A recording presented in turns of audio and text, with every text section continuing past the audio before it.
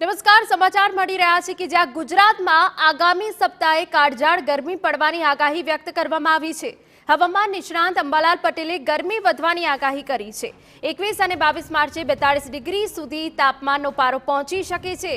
કચ્છમાં પણ 40 ડિગ્રી આસપાસ તાપમાન રહેવાની શક્યતા।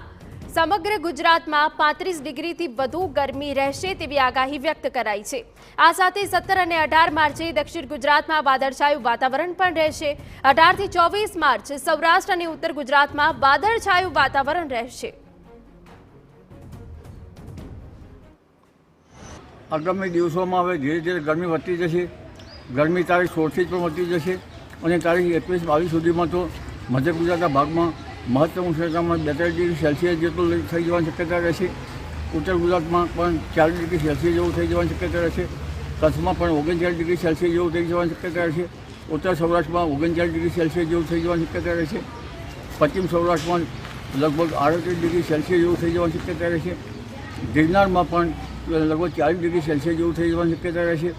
સુરતના ભાગોમાં પણ 38-39 સેલ્સિયસ ડિગ્રી જેવું થઈ જવાની શક્યતા રહેશે અને વલસાડ